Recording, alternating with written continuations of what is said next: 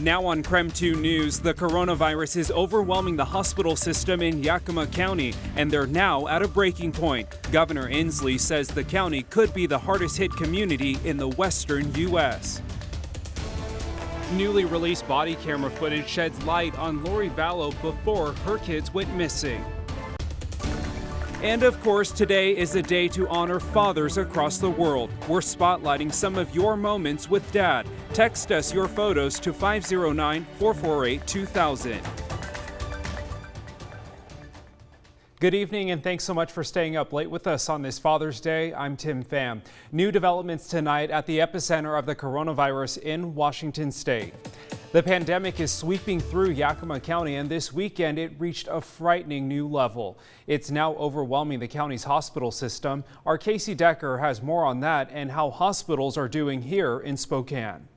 It's a milestone feared by every public health worker in the country, the day they need more hospital beds than they have. That fear has become real in Yakima this weekend. 0 beds remaining, ICU or regular, at its primary hospital. A new peak number of hospitalizations, 61 as of Friday. The health district saying 17 people had to be taken out of the county to get a bed. The overflow headed mostly to nearby Franklin and Benton counties. Officials there warning if this keeps up, their systems may soon be overwhelmed as well. In addition to beds, there's also a critical staffing shortage at local hospitals, thanks mostly to staffers being exposed to the virus themselves. In response, Governor Jay Inslee intends to issue much stricter requirements about mask use in the region. If we're going to reopen Yakima County, we got to wear masks.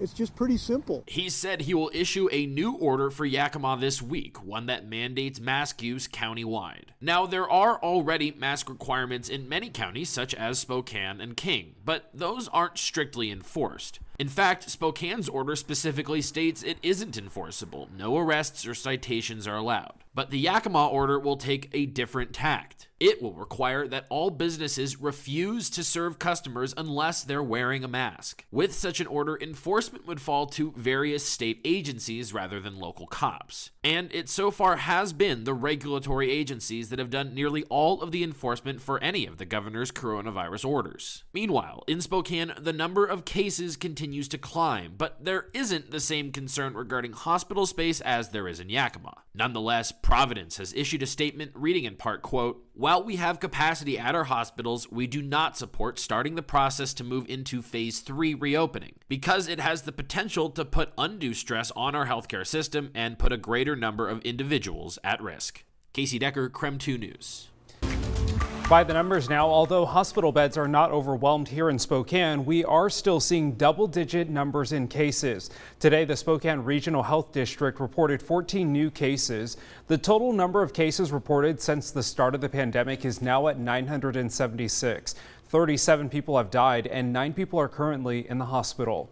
Meanwhile, this week, King County got to move to phase 2. The county has the most confirmed cases in the state with more than 9,000 confirmed cases as of yesterday. Statewide, Washington has reported more than 28,000 confirmed cases and 1,265 deaths. Meanwhile, in Idaho, Kootenai County reported its first coronavirus-related death this week. The county reported 115 confirmed cases. Bonner County reported 11 cases and Benawa County reported 13. The total number of cases in the Panhandle District is now at 149. Spokane County leaders and our area's leading health expert are at odds about moving forward in the reopening process. Right now, Spokane County is in phase 2. County commissioners say more businesses need to open to survive. The commissioners asked Dr. Bob Lutz to begin the process of applying for phase 3. They need his stamp of approval to move forward. However, Dr. Lutz says he's not in support to move to because of a spike in new coronavirus cases. We're disappointed that that he didn't agree to begin the application process to fully move to phase 3. We believe that they're looking ahead to this week. Dr. Lutz says county leaders will discuss the possibility of moving to phase 3, but he doesn't want to remind people it's not likely in the near future.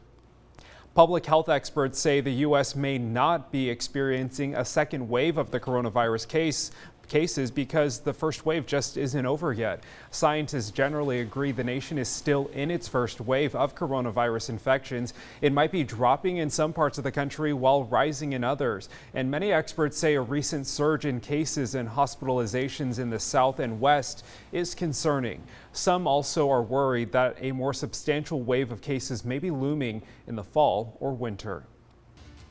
Well, new tonight at 11, body camera footage from police shows officers questioning Lori Vallow about her mental health with Tylee Ryan, how it was with her before her children went missing.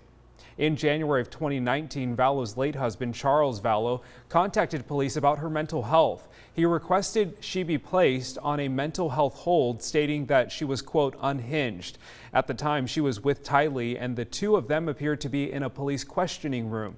Vallow can be seen trying to joke with officers as Tylee tries to cut in and shush her mom. I just think it's funny because he's trying to tell her. Right. So, That's very smart. Because I'm really the one that did something wrong. patient I was psychological going to say, I haven't evaluation. gotten any sleep in about 3 days. They have good facilities. They do actually, from what I understand. And a gym where I could work out. Yeah, I'm so, kind of happy. Like I said, You'll be okay without your mama? You are going to get a padded room. Later in the footage, Tylee shares she wants to become a police officer.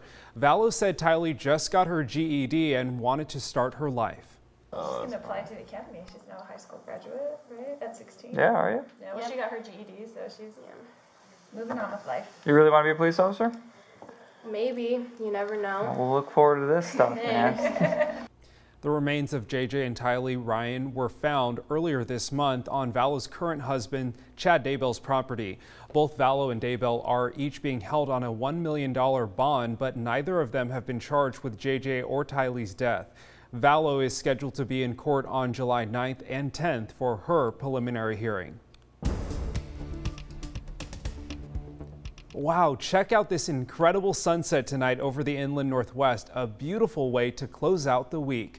Meteorologist Michelle Boss joining us now from home. Michelle, Father's Day turned out pretty nice. At least it was dry. What can we expect going into the work week? We're looking at a lot more sunshine for this upcoming week and even warmer temperatures, possibly some of the warmest temperatures we've seen this season so far. As we take a look at Storm Tracker 2 satellite and radar, things are pretty clear across the inland Northwest. Had a few isolated showers in far northeastern Washington and the northern panhandle earlier today. Those have since dissipated, and we're expecting clear skies for the remainder of the night. Temperatures are comfortable out there. 63 in Spokane, it's fallen to the 50s in Coeur d'Alene, Sandpoint, and Deer Park, and just under 70 degrees in Moses Lake in the 60s from Pullman down into Lewiston. Current wind speeds are under 10 miles per hour across most of the inland Northwest. We expect lighter winds tomorrow. Right now, the only really windy area is out in Wenatchee. And taking a look at the next 12 hours, clear skies overnight and plenty of sunshine tomorrow as we warm up into the 70s before lunchtime.